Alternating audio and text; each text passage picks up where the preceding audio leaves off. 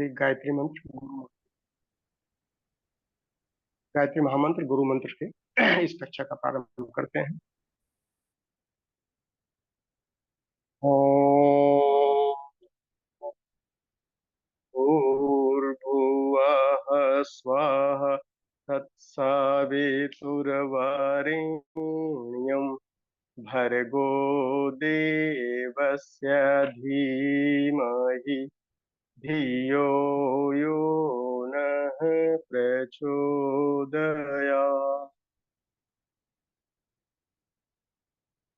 इस कक्षा में उपस्थित सभी स्नेही सुजनों को नमन बंदन। आज की इस कक्षा में आप सबका हृदय से अभिनंदन। आज का विषय है योग दर्शन और उसका एक पाद लिया गया है, एक अध्याय लिया गया है समाधि पाद। योग दर्शन को हम लोग समझने का प्रयास करें आज मिलजुल करके। ये सृष्टि जो है ये जड़ और चेतन दो प्रधान तत्वों से। जड़ जो है वो परिवर्तनशील है और ये दोनों गुण हमारे अंदर जीवात्मा के अंदर समाहित होते हैं।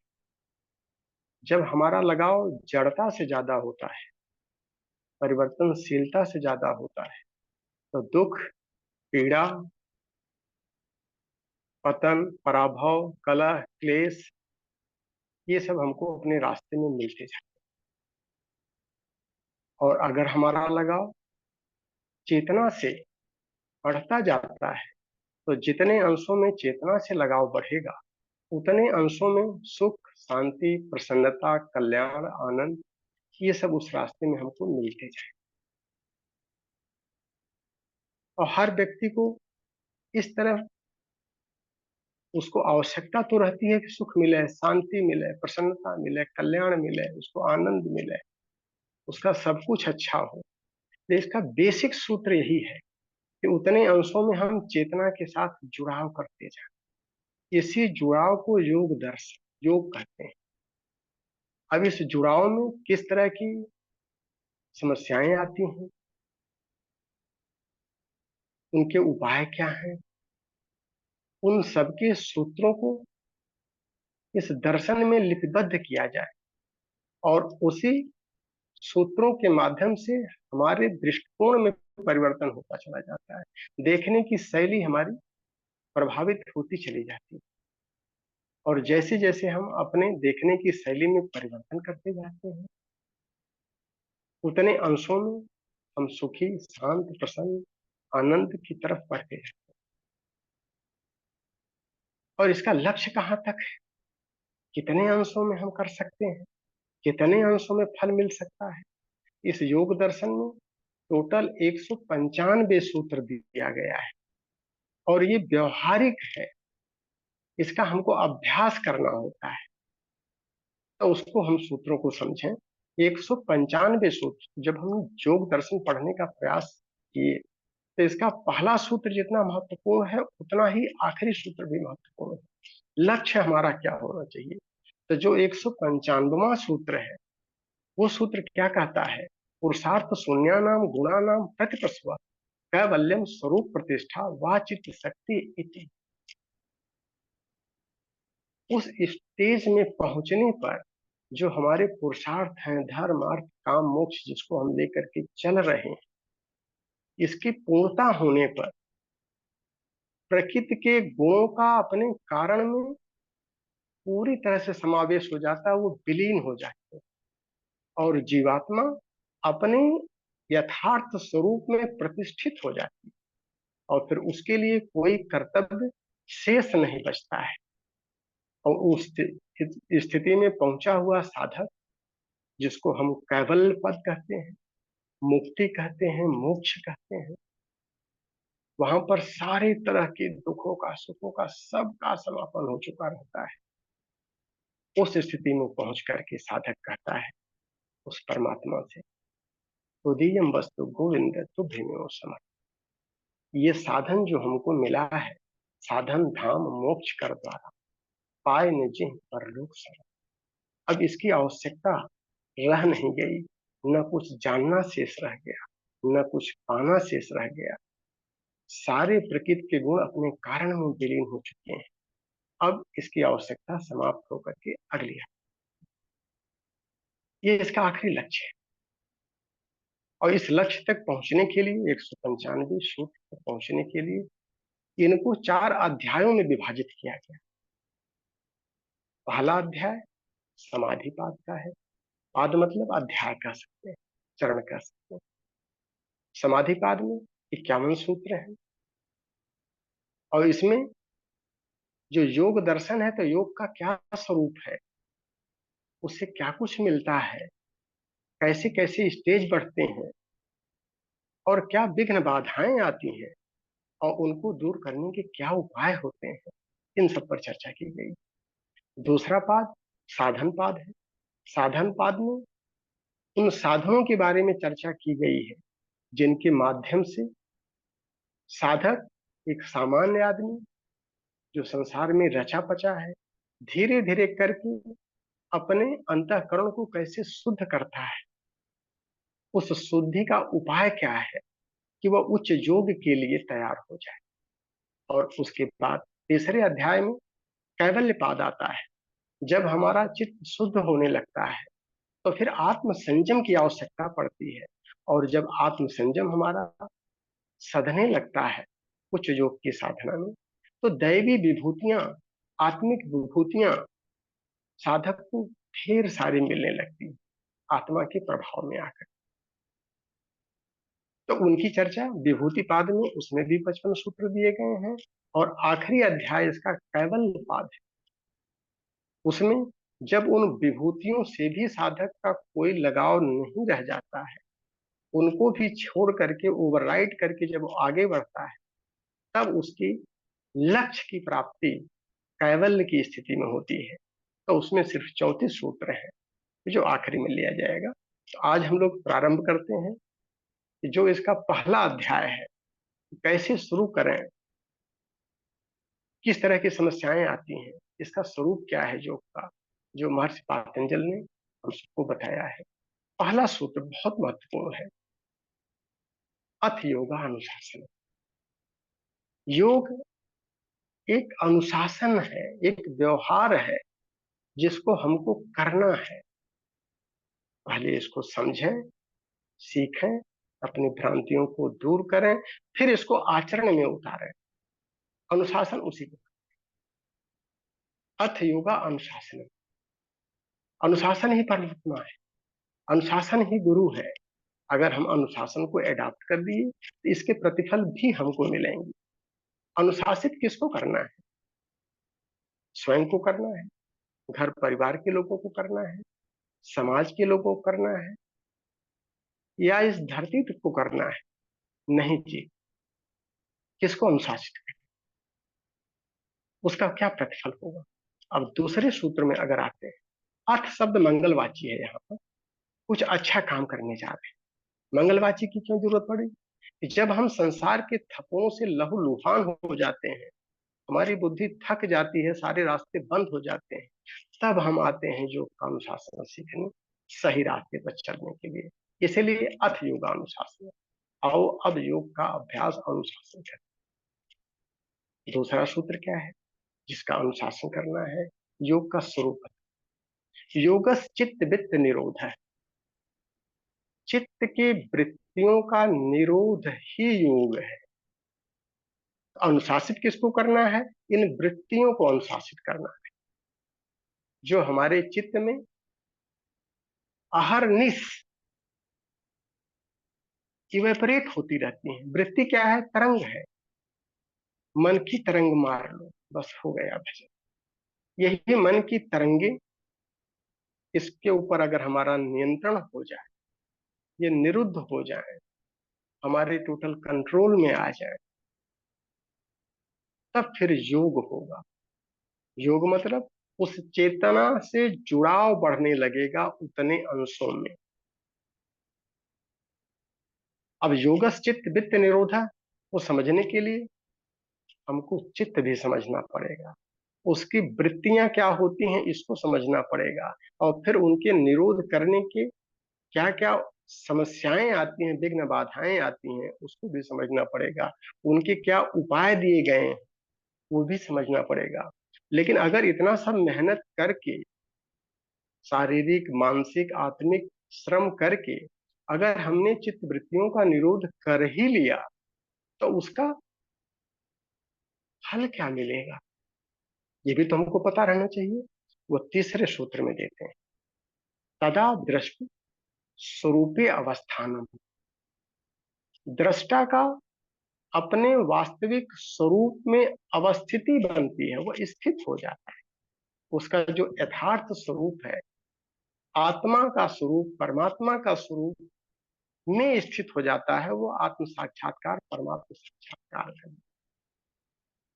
और वही उसकी वास्तविक स्थिति बनती है कि हर हाल मस्त रहने लगता है, हर क्षण आनंद में रहता है, हर क्षण पूर्णतः चैतन्य हो जाता है और सत्य का उसका स्वरूप बन जाता है। अब उस स्थिति में पहुंचने के लिए फिर हम चौथे सूत्र पर जाते हैं।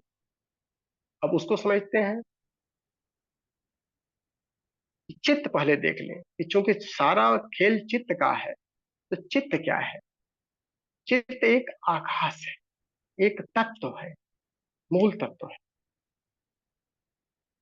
हम उसको मन समझ सकते हैं कि मन बहुत तेजी से परिवर्तित होता रहता है और बहुत तेजी से गतिशील होता है, लेकिन एक ऐसा आकाश, एक ऐसा मन कि जो हमारी आदतों को भी एब्जॉर्ब कर लेता है, और जो कुछ भी क्रियाकलाप, चाहे चिंतन के स्तर पर हो, चाहे व्यवहार के स्तर पर हो, उसके प्रभाव को वो सोखता जाता है। तो चित्त को हम एक समुद्र भी समझ सकते हैं कि समुद्र में तमाम तरंगें उठती रहती हैं, लेकिन अगर समुद्र की गहराई पर जाए तो अथाह शांति भी रहती है।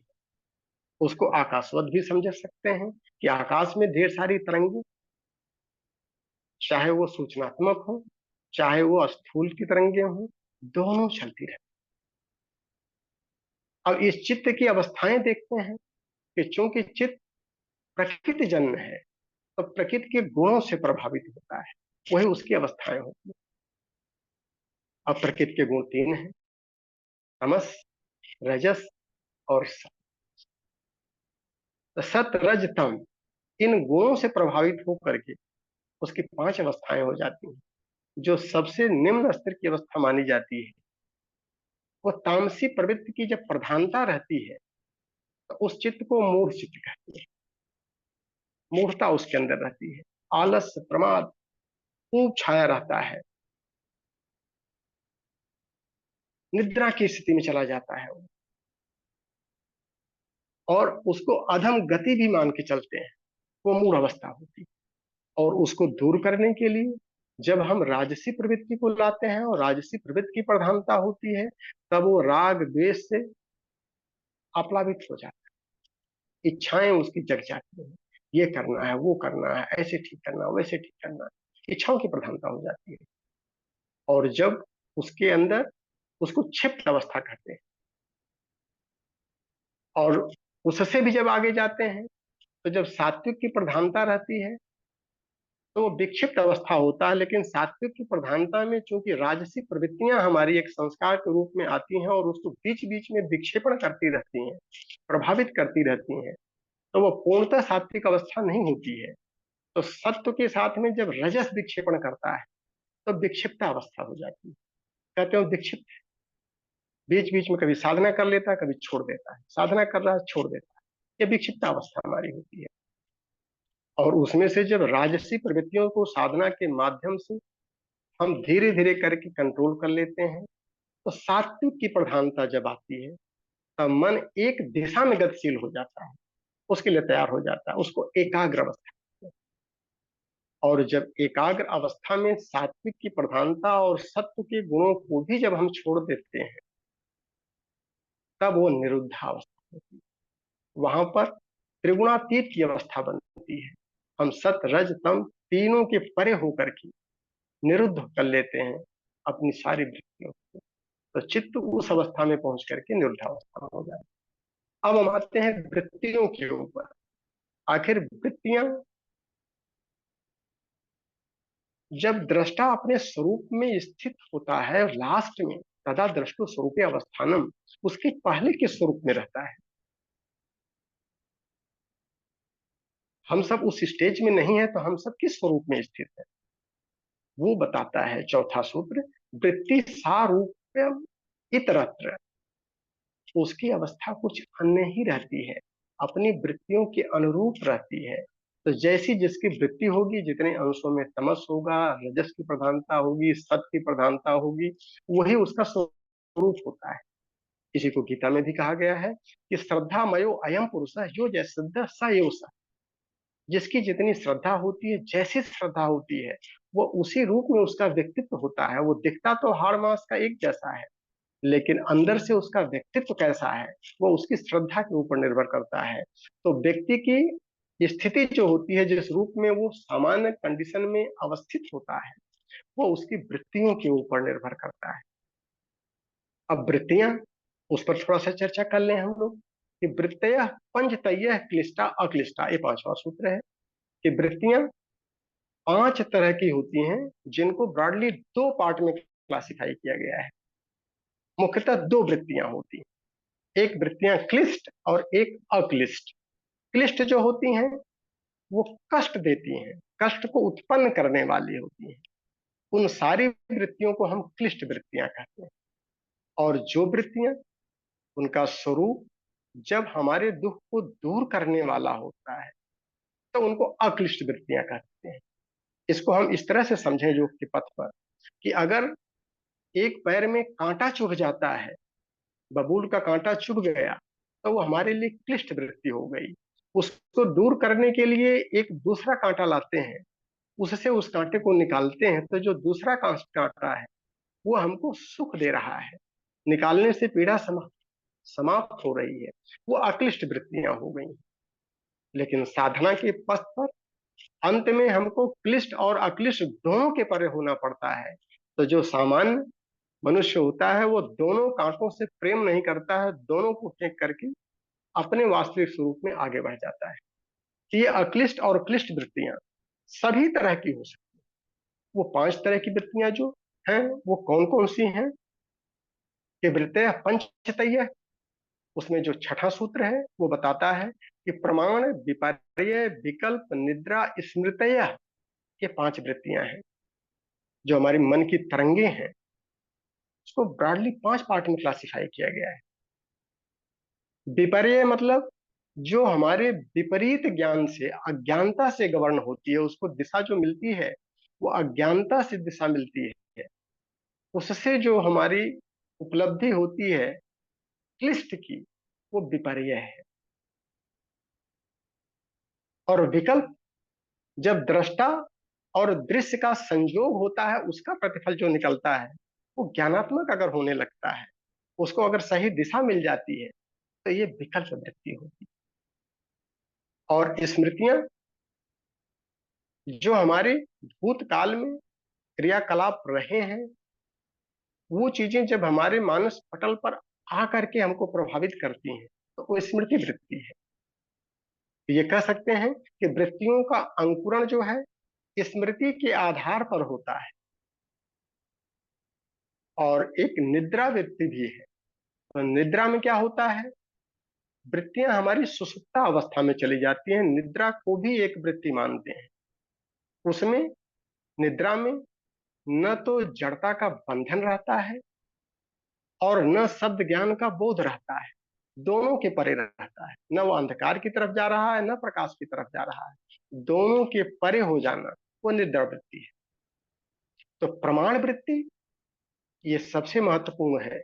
इन्हीं से वृत्तियां संचालित होती हैं, गवर्न होती हैं, गवर्नर का काम करता है। और प्रमाण अगर हम लेके चलें, तो प्रमाण तीन तरह के होते हैं: प्रत्यक्ष, अनुमान, आगमा, प्रमाणानि, ये सातवां सूत्र है। तो जो प्रत्यक्ष प्रमाण, आगम का प्रमाण और अनुमान का प्रमाण, प्रत्यक्ष, प्रत्यक्ष भी कह सकते हैं, कि जो हमारे सीधे संपर्क में ज्ञानेंद्रियों के आता है, जिसको हम यथार्थ मानते हैं, तो वो भी एक प्रमाण है, प्रत्यक्ष।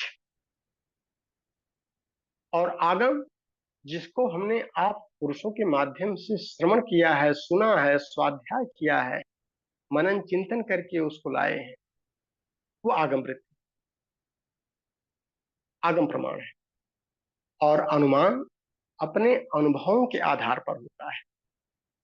जब हम पंचभूतों के गुणों पर जाते हैं, सूक्ष्मता में जाते हैं, और जो अनुभवजन्य है उसके माध्यम से जो वृत्तियां उत्पन्न होती हैं, तो जैसे उसको वृत्तियों को प्रमाण मिलता है, उसके अनुरूप हम अनुमान करने लगते हैं और उसी को सही मान करके आगे बढ़ जाते हैं। अब हम विपर्य पर आते हैं। तो विपर्य की क्या परिभाषा देते हैं? जो दूसरी वृत्ति है, विपर्यो मिथ्या ज्ञानम अतद्रूप प्रतिष्ठितम।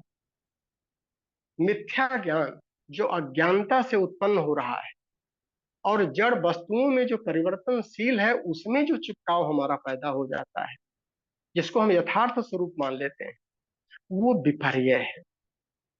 और ये विपर्य जो है, यही क्लिष्ट वृत्तियों का मूल बन जाता है।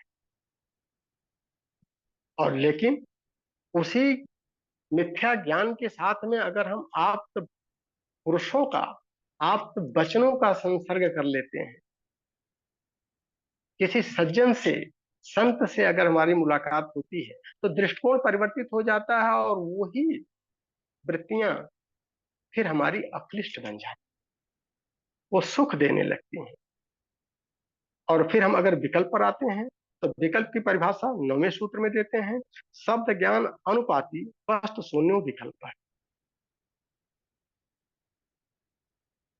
जितने अंशों में हम शब्द ज्ञान के ऊपर फोकस करते हैं, शब्द का बहुत महत्व है, उतने अंशों में हमारे मन में संकल्प और विकल्प हमारी दिशा को निर्धारित करते हैं। ये विकल्प वृत्ति है, ये हमको दिशा देती है। और अगर वो विकल्प हमारा सही दिशा मिल जाती है तो वृत्तियां हमारी अक्लिष्ट हो जाती हैं, और अगर गलत दिशा मिलती है तो वही क्लिष्ट पैदा करती है। अब एक वृत्ति आती है निद्रा की। तो अभाव प्रत्यय आलंबन वृत्ति है निद्रा। जब अभाव ज्ञान के अवलंबन से उत्पन्न निद्रा वृत्ति होती है, उसमें न शब्द ज्ञान से हमको प्रेरणा मिलती है और न मिथ्या ज्ञान से जड़ता आती है, जकड़न आती है। ये दोनों की परे जब हम होते हैं तो निद्रा वृत्ति होती है। और इस निद्रा वृत्ति में भी जब योगी अपनी पराकाष्ठा पर पहुंचता है, तो वहां पर भी इसी निद्रा वृत्ति का दूसरा स्वरूप ले लेता है कि या निशा सर्वभूता नाम तस्याम जागृत संयमी। जब संयम करके हम अपनी वृत्तियों के ऊपर नियंत्रण कर लेते हैं, तो निद्रा को सुषुप्तावस्था कहते हैं। और उस अवस्था में हम दोनों की, और एक आती है स्मृति। तो स्मृति का जो सूत्र दिया है, अनुभूत विषयम असंप्रोष स्मृति। भूतकाल में जिन कर्मों का अनुसरण हमने किया है, उनका जब प्रकटीकरण हमारे स्मृति के धरातल पर होने लगता है, वो हमारे संस्कार अंकुरित होने लगते हैं, तो उसको स्मृति वृत्ति कहते हैं। तो अगर हम संक्षेपण वृत्तियों का करें, तो ये वृत्तियां जो मन की तरंगे हैं, ये प्रमाण की वृत्ति से गवर्न होते हैं, स्मृति के धरातल पर अंकुरित होते हैं, और यदा कदा सुसुप्ता अवस्था में वृत्तियां जाती हैं, जिसमें जड़ और चेतन दोनों के परे होने लगती हैं। और जो दृश्य और दृष्टा के संयोग का जो प्रतिफल मिलता है, तो उसे विकल्प की वृत्ति आती है। और जब उसकी दिशा विपरीत ज्ञान से गवर्न होने लगती है, तो विपर्य वृत्ति होती है। इन्हीं वृत्तियों को हम समझ करके और इसके ऊपर जब हम नियंत्रण करने का प्रयास करते हैं, तब योग साधने लगता है। अब आगे चलते हैं कि इनके साधने का उपाय क्या है, कैसे वृत्तियों को नियंत्रित किया जाए, क्या व्यवहारिकता अपनाई जाए। उसका सूत्र देते हैं, अभ्यास वैराग्याभ्याम तन निरोध है। दो साधन है, एक अभ्यास और दूसरा वैराग्य। यही गीता में भी आता है, अभ्यासेन तु कौन्तेय वैराग्येन च गृह्यते। अभ्यास और वैराग्य के माध्यम से। अभ्यास किसका करते हैं? जड़ता से हटने का और चेतना से जुड़ने का। तो जब चेतना से जुड़ना है उसका एक अभ्यास, और जड़ता से दूर हमारा जो मोह है वो वैराग्य से बने, और दोनों को साथ साथ लेके चलना पड़ता है। अब अभ्यास क्या है, उसका क्या सूत्र देते हैं इसमें, 13वां सूत्र, तत्र स्थितौ यत्नो अभ्यास। चित्त के स्थिरता के लिए जो प्रयास किया जाता है कि वो अंतिम लक्ष्य हमको प्राप्त हो जाए, वो सारे प्रयास को अभ्यास करते हैं ताकि हमारा चित्र अपने यथार्थ स्वरूप में स्थित हो जाए। अब उसके लिए और क्या करना पड़ेगा, स तो दीर्घ काल नैरंतर्य संस्कार सेवी तो दृढ़ भूमि, श्रद्धा पूर्वक निरंतरता के साथ में लंबे समय तक अगर हम इसका अभ्यास करेंगे, जो भी सूत्र बताए जाएंगे, तो हमारी मनोभूमि दृढ़ होगी, परिपक्व होगी। इसी को परम पूज्य गुरुदेव ने जो हमारे सत्संकल्प सूत्र है उसमें दूसरा सूत्र देते हैं, आत्म संयम और नियमितता के द्वारा आरोग्य की रक्षा। आत्म संयम अभ्यास हो गया, कब तक करना है, निरंतर करते रहना है। तब तक करना है जब तक लक्ष्य न मिल जाए, बीच में छोड़ना नहीं है। कर लिया छोड़ दिया, कर लिया छोड़ दिया, उस पर ये कह रहे हैं कि सतु दीर्घ काल निरंतर सत्कारो सेवित दृढ़ भूमि। अब इसके बाद जो आते हैं 15वें पर, 15वां सूत्र वैराग्य के बारे में बताता है। वैराग्य क्या है, दृष्टा अनुश्रविक विषय वितृष्ण वशीकार संज्ञा वैराग्य। जो कुछ भी हमने सुना है, देखा है इस लोक और परलोक के बारे में कि ये चीजें, ये अच्छाइयां हैं, उन सब से जब हमारा मोह भंग हो जाए, चाहे लोक की बात करें चाहे परलोक की, उसमें जब मन हमारे वशीभूत हो जाए और उसकी तृष्णा समाप्त हो जाए, उसको वैराग्य कहते हैं। और पर वैराग्य इसके बाद आता है। पर वैराग्य का क्या स्वरूप है, पर वैराग्य या परम वैराग्य जिसे कह सकते हैं हम, तत्परम पुरुष ख्याते गुण वैतृष्णम। आत्मा के ज्ञान होने पर प्रकृति के सभी गुणों से एक वितृष्णा पैदा हो जाती है, मोह भंग हो जाता है। और वह मोह भंग सिर्फ अभ्यास से नहीं होता। परम वैराग्य बिना ज्ञान के संभव नहीं है। गीता में भी इसी सूत्र को देता है कि हम लोग तमाम उपाय करते हैं कि ताकि हमको इनसे मुक्ति मिल जाए, जड़ता से, अपनी आदतों से सुधार हो जाए, आदत बुरी सुधार लो, उसके लिए तमाम अभ्यास करते हैं। विषया बे निवर्तनते निराहार से दे, विषयों से हमको मुक्ति मिलती है निराहार करने से। इसीलिए हम लोग उपवास वगैरह को भी लेके चलते हैं ताकि विषयों से जो चिपकाव है, जो जड़ता से चिपकाव है, परिवर्तनशीलता से चिपकाव है, उनसे मुक्ति मिलने लगे। लेकिन जब परम वैराग्य की, उच्च स्तर के वैराग्य की बात करते हैं तो अगली लाइन महत्वपूर्ण हो जाती है, विषया भी निवर्तनते निराहारस्य देहिन रस वर्जम रसोपि अस्य परम दृष्टवानी। जब तक आत्म साक्षात्कार का ज्ञान नहीं, परमात्मा का साक्षात्कार नहीं होता है, जब तक उस लेवल की ज्ञान हमारे अपने आचरण में नहीं उतरता है, तब तक जो रस वर्जम है, जो एक सूक्ष्म रूप से हमको प्रभावित करती है, मन में पड़ी रहती है गांठ, उस गांठ से निवृत्ति नहीं मिलती है। तो उस गांठ से निवृत्ति के लिए उस साक्षात्कार की आवश्यकता पड़ती है। उस स्टेज पर जाकर के परम वैराग्य होता है, और वहां पर जो हमारी बुद्धि होती है वो परिष्कृत हो जाती है। उस परिष्कृत बुद्धि को विवेक ख्याति कहते हैं। अब उसके आगे फिर चलते हैं, विवेक ख्याति में फिर हमको यथार्थ का बोध होने लगता है, यथार्थ दिखने लगता है कि जो सामने दिख रहा है वो यथार्थ नहीं है, तो यथार्थ है क्या, वो विवेक ख्याति के माध्यम से। और परम वैराग्य की स्थिति में ही वैराग्य, जब वैराग्य की दृढ़ भूमि बनती है तो दृढ़ भूमि से ही विवेक ख्याति उत्पन्न होती है, और उसी के माध्यम से फिर हम परम वैराग्य को प्राप्त करते हैं। और अगला सूत्र देखते हैं, वितर्क विचार आनंद अस्मिता रूप अनुगमात संप्रज्ञात।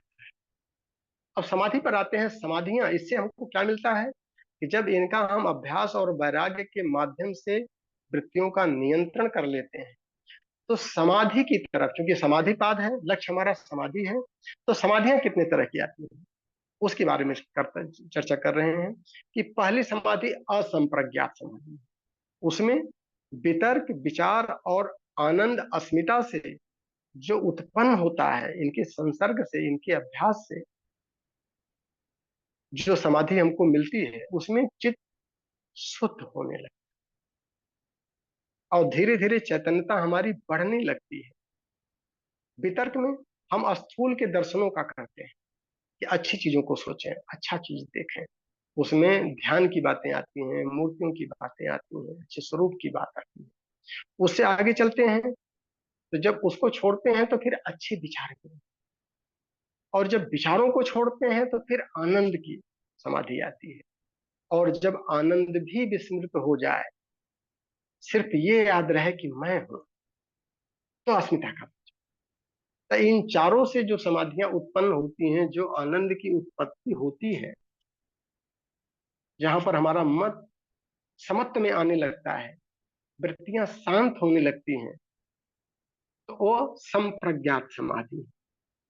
और असंप्रज्ञात समाधि 18वें सूत्र में बता रहे हैं कि विराम प्रत्यय अभ्यास पूर्व संस्कार शेषो अन्य। विराम प्रत्यय, जब इनके ऊपर जो हमारे कारण है उनके ऊपर विराम लग जाता है, और फिर जिन संस्कारों से, जिन वृत्तियों से हम प्रभावित होते हैं, वो सारे संस्कार भी समाप्त हो जाते हैं। ऐसी स्थिति में असंप्रज्ञात समाधि रहती है, जहां पर चित्त पूरी तरह से निर्मल हो जाता है, सात्विकता से ओतप्रोत हो जाता है। और जब वो गुण के परे होने लगता है, सत्य को भी छोड़ देता है, जब उसके लिए सत्य भी बाधक बनने लगे, उसका भी जो बीज है सत्य का वो भी समाप्त हो जाए, तब वो निर्बीज समाधि या कैवल्यावस्था। जो अच्छा कांटा था उसका उपयोग करके उसको भी फेंक दिया गया, और जब दोनों कांटों को भूल गए, न अच्छा याद रहा न बुरा याद रहा, तो वो सारे संस्कार भी वहां से समाप्त हो जाते हैं। तब कहते हैं कि चित्त वृत्तियों का पूर्णतः निरोध हो गया। अब 19वां सूत्र देते हैं कि भाव प्रत्ययो विदेह प्रकृत लया नाम। भाव प्रत्यय, भाव कहते हैं इस जीवन को, और प्रत्यय कहते हैं कारण। जब विदेह मतलब कि हमारा अहम भाव हमारी साधना के माध्यम से समाप्त हो जाए, आत्म भाव जग जाए, परमात्म भाव जग जाए, और प्रकृत लया नाम, और प्रकृति अपने कारण में विलीन हो जाए, वहां पर हमारी साधना परिपूर्ण हो जाती है। और ऐसी स्थिति में सिर्फ जन्म लेना ही शेष रह जाता। तो कुछ जिनकी साधक, जिनकी साधना पूर्ण अवस्था को प्राप्त हो गई है, वो दूसरे जन्म को जब लेते हैं तो उसका प्रतिफल खाली उनको मिलता है, वो समाधि की शुद्धावस्था में रहते हैं। इसी को हम अवतारी सत्ता, कि जन्म लेना ही उनका खाली कारण है। तो जो जन्म से अवतार सत्ताएं आती हैं वो इसी सूत्र पर आती हैं। भाव प्रत्ययो विदेह प्रकृत लयाना, उनकी साधना की पूर्ण अवस्था पहले हो चुकी है, अब वो दिव्य स्वरूप को धारण किए हैं और मनुष्य के रूप में यहाँ पर आते हैं। ये तो उनकी पहुंची हुई कंडीशन में है। लेकिन जो अन्य सामान्य साधक है, उनके लिए क्या रास्ता बताया जा रहा है, वो किस रास्ते पर चल रहे हैं, उसका सूत्र समाधिपाद का 20वां सूत्र है अन्य साधकों के लिए, कि श्रद्धा वीर्य स्मृति समापत्ति प्रज्ञा पूर्वक इतरे शाम। अन्य साधकों के लिए जो हम साधना पथ पर चलते हैं, तो पहला साधन हम आवश्यक पड़ता है श्रद्धा का। क्योंकि श्रद्धा के बिना हम एक कदम अध्यात्म क्षेत्र में आगे नहीं बढ़ पाते। और जितने अंशों में हमारी श्रद्धा प्रगाढ़ होती जाएगी, सजल होती जाएगी, उतने अंशों में हम चेतना से सायुज्यता स्थापित करते चले जाते हैं। चेतना का उतने अंशों में बढ़ोतरी होती चली जाती है। और पूर्ण श्रद्धा के साथ में फिर क्या चाहिए? धीरजम, पराक्रम भी चाहिए। बिना पराक्रम के अध्यात्म क्षेत्र में आगे नहीं बढ़ सकते। नायम आत्मा बलहीन लभ, ये बलहीनों को प्राप्त नहीं होती है। हमको दृढ़ता के साथ आगे बढ़ना है। अगर ये सही है तो है, इस दिशा में परिवर्तन करना है तो करना है।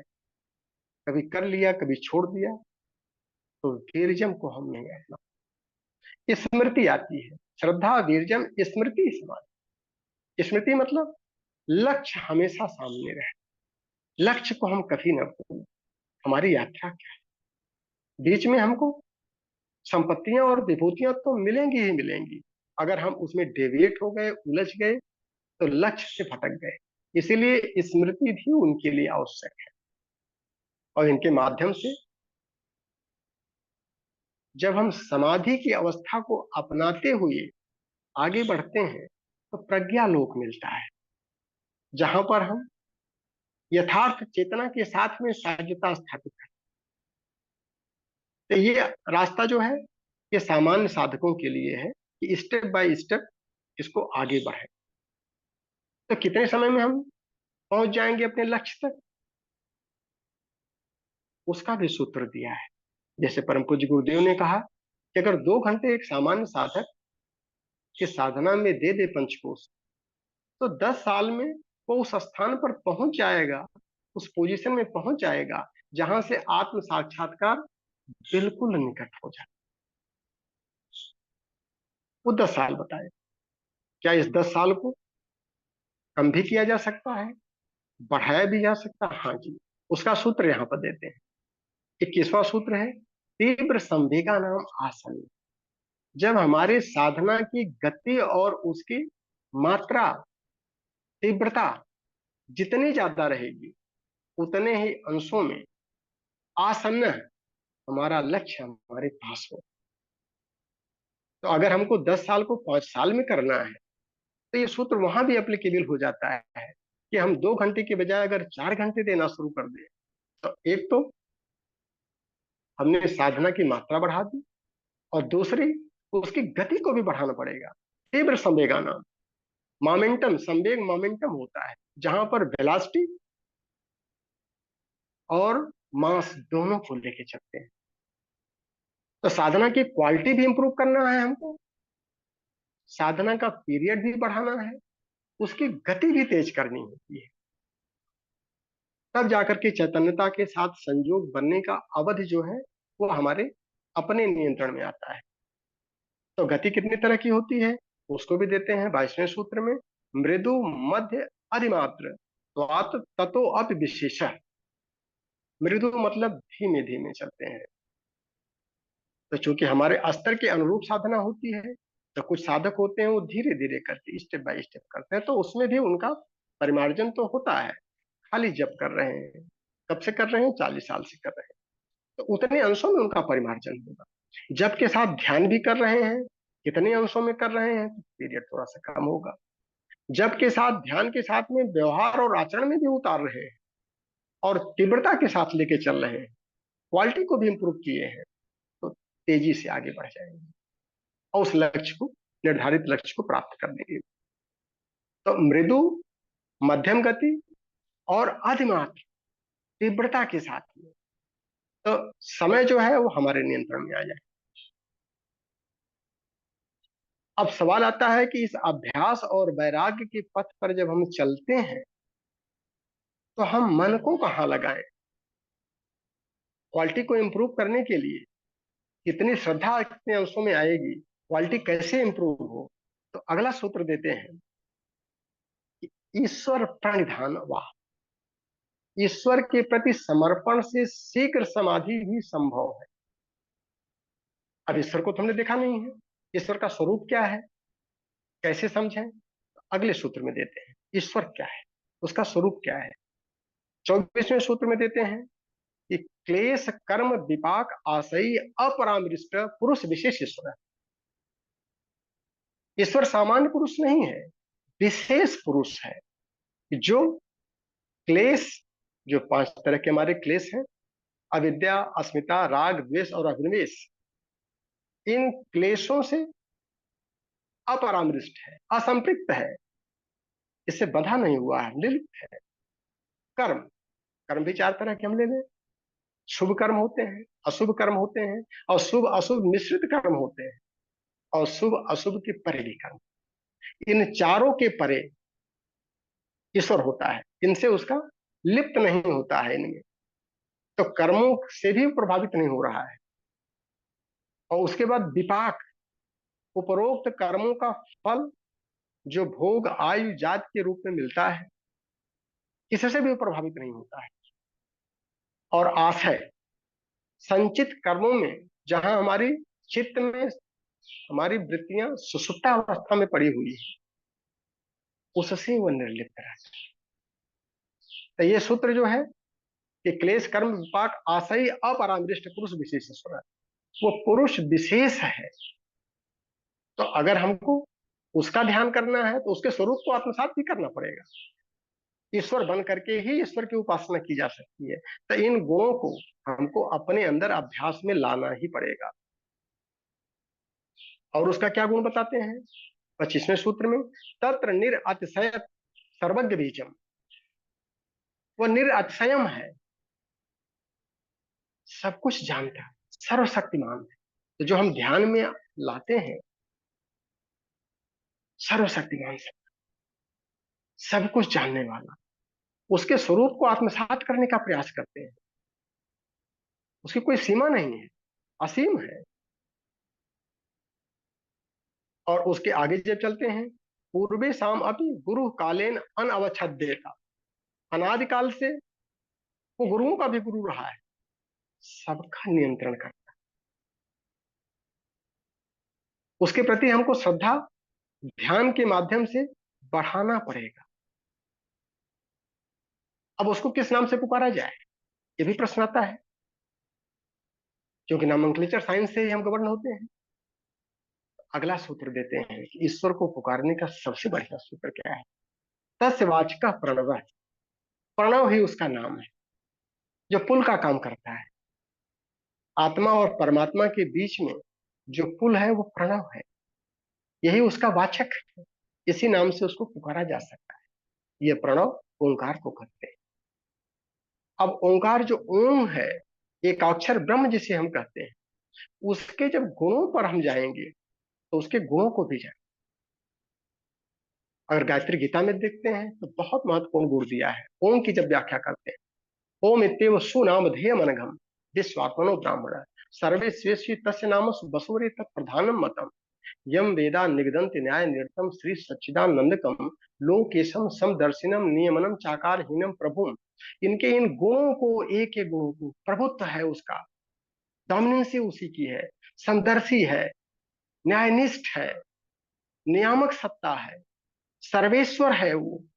एक एक गुणों पर हम जब गहन चिंतन करते हैं तो ईश्वर के स्वरूप को याद, तो ध्यान में ये बहुत सहयोगी बनता है।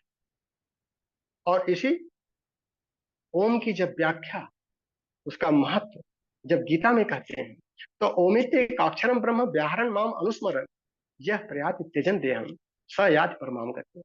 जब इस ओम को हम जपते भी रहे और परमात्मा के गुणों को याद भी करते रहें, व्यवहार में उतारते रहें, तो ऐसी स्थिति में साधक जब अपने शरीर को त्यागता है तो उसकी परम गति होती है।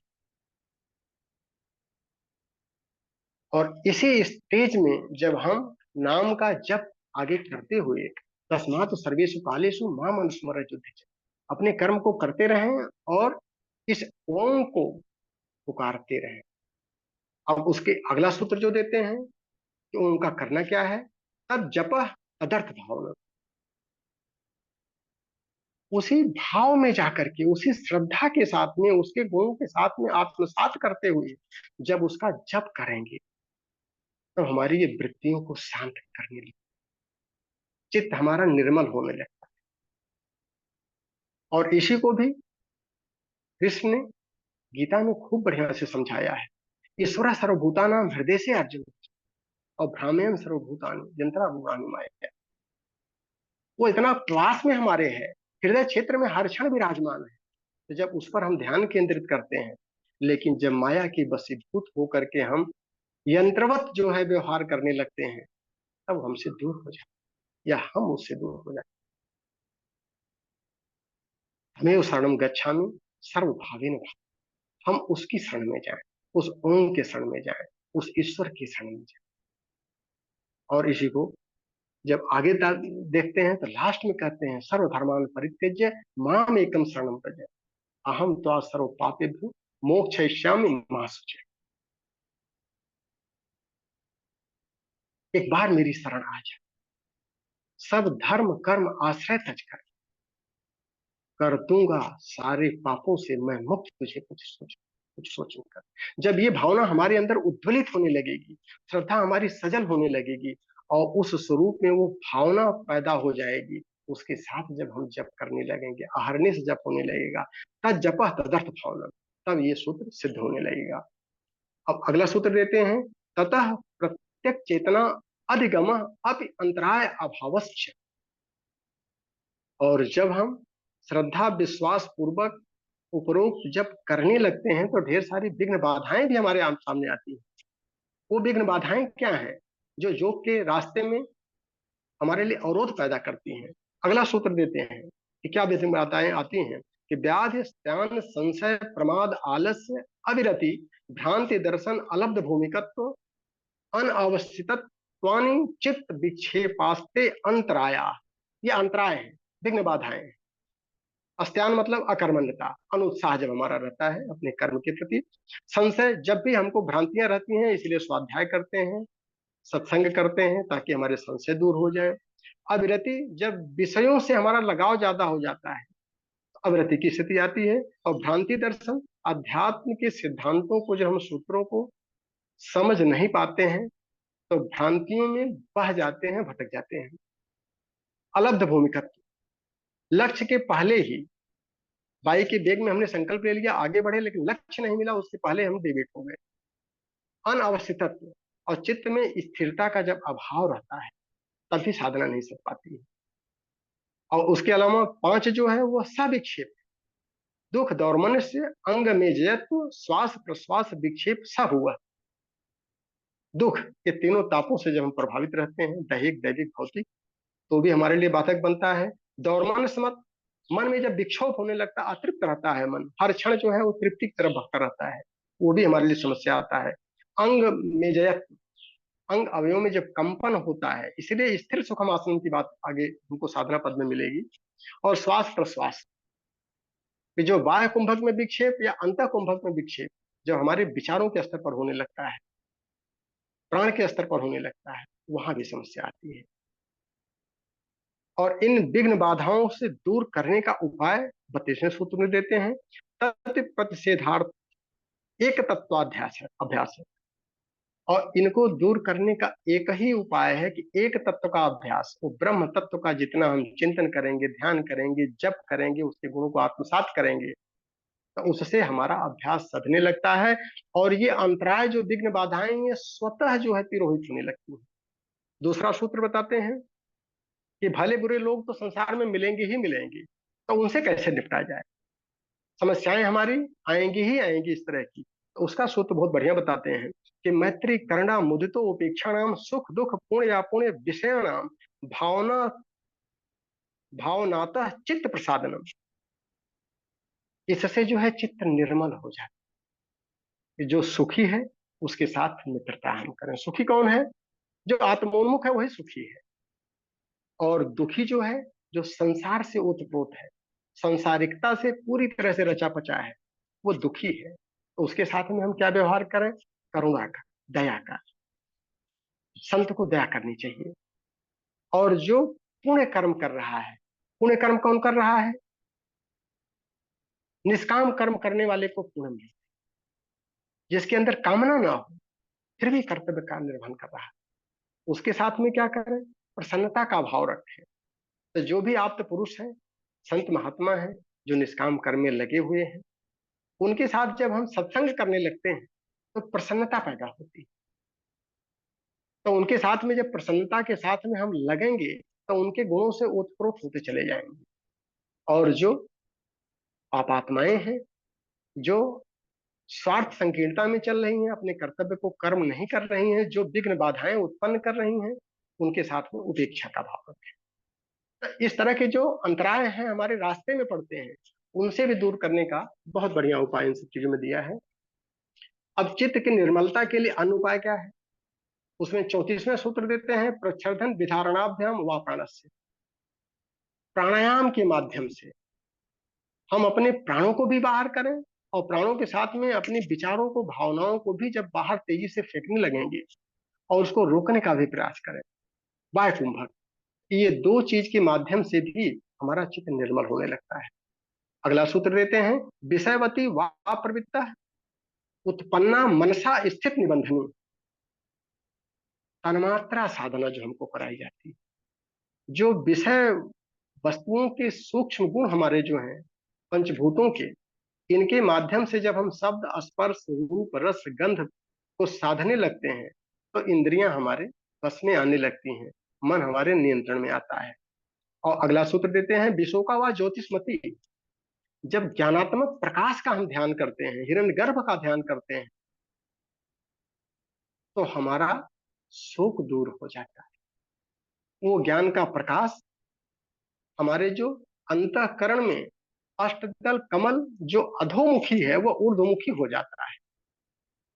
अष्टदल कमल जो हृदय क्षेत्र में, जहां पर हम प्रकाश का ध्यान करते हैं, वो अष्टदल कमल हमें मान के चले कि जो पंचभूतों के गुण हैं उनसे हमारी ज्ञानेंद्रियां प्रभावित होती हैं, उनके साथ में मन, बुद्धि, अहंकार को भी ले लें। तो इसकी दिशा पहले अधोगामी होती है, ये खिल करके ऊर्ध्वगामी बनता है। खिलने का मतलब स्वार्थ संकीर्णता हमारे अंदर समाप्त होने लगती है और हमारे आत्मिक स्वरूप का विकास होने लगता है। उस रूप में जब हम प्रकाश का ध्यान करते हैं तो उससे भी चित्त निर्मल होने लगता है। वीतराग विषयम वाचित, और या जो आप्तकाम पुरुष लोग हैं, उनकी मन स्थिति क्या है, उनकी आत्मा कितनी पवित्र है, उनके चित्त में क्या चल रहा है, जब उसका ध्यान करने लगते हैं तो फिर वहां से हमारे चित्त को प्रभाव करने लगता है और चित्त हमारा निर्मल होने लगता है। और स्वप्न निद्रा ज्ञान अवलंबनम च, संसार स्वप्नवत है, मिथ्या है। तो जब उसके उस स्वरूप को हम याद करें, निद्रा में हम दोनों के परे हो जाते हैं, सुख दुख के परे हो जाते हैं। इसके ज्ञान का जब हम आसरा लेकर के और ध्यान करने लगते हैं, अभ्यास करने लगते हैं, तो उससे भी चित्त निर्मल होता है। और लास्ट देते हैं कि यथा अभिमत ध्यानात् वा, जैसे जिसको सुकून मिले वो वाला ध्यान करें, चाहे वो हमारा स्थूल हो, सूक्ष्म हो, चाहे हमको सविता का ध्यान करें, सूर्य का ध्यान करें, गुरु को करें, गायत्री को करें, भैंस को करें, गाय को करें, जिसको करने से सुकून मिलता है वो सूत्र यथा अभिमत ध्यानात्मा, इसके माध्यम से भी चित्त हमारा निर्मल होता चला जाएगा। 40वां सूत्र, परमाणु परम महत्वंता अस्य वशीकारा। और जब हम चित्त निर्मल हो जाता है तो बिंदु की साधना सधने लगती है, और परमाणु से लेकर के परम तक, अणुरणियान महतो महियान, हमारा मन उसमें वशीभूत होकर के केंद्रित होने लगता है, मन साधने लगता है। उसके लिए बिंदु साधना जो हम लोगों को कराई जाती है वो इसका सूत्र आता है इसकी व्याख्या में। अब स्थिर और वशीभूत चित्त में साधना का स्वरूप क्या है, उसका 41वें सूत्र में देते हैं, क्षीण वृत्ते अभिजात इव मणे गृहीत ग्रहण ग्रहणेशु तस्य तदंजनता समापत्ति। उपरोक्त जप ध्यान साधना जो भी अभी हम लोग चर्चा किए हैं, इसके निरंतर अभ्यास से साधक की सभी क्लिष्ट और अक्लिष्ट वृत्तियां शांत हो जाती हैं। तमोगुणी और रजोगुणी वृत्तियों के क्षीण होने से साधक में सतोगुणी वृत्तियां शेष रहती हैं, और ऐसी कंडीशन में चित्त जो है वो स्फटिक मणि की तरह से स्वच्छ और निर्मल हो जाता है। और सतोगुणी वृत्तियों की प्रधानता से जब चित्त ओतप्रोत होता है तो उसकी आत्मा, मन, इंद्रियां, पंचभूत व उसके विषय में सतोगुण की प्रधानता ही रहती है। और यही सतोगुण की तन्मात्रा से निर्विकार स्थिति बनती है, जिससे जो समाधि पैदा होती है, मन का संतुलन बनता है, उसको संप्रज्ञात समाधि कहते हैं। और संप्रज्ञात समाधि में अपनी स्थिति का भान तो रहता है और उसके आनंद को हम लेते रहते हैं। अब इसका अगला सूत्र देते हैं, तत्र शब्द अर्थ ज्ञान विकल्पई संकीर्णता सवितर्क समापत्ति। सवितर्क समाधि कहते हैं कि जब हम कोई शब्द बोलते हैं तो उस शब्द से संबंधित उसके अर्थ और उसके ज्ञान का जो भी हमारे अनुभव रहते हैं, जब उसका बोध होता है और इनको सब सम्मिलित रूप से हम एडॉप्ट करके जब आत्मिक अवस्था में स्थिति हमारी बनती है तो वो सवितर्क होती है।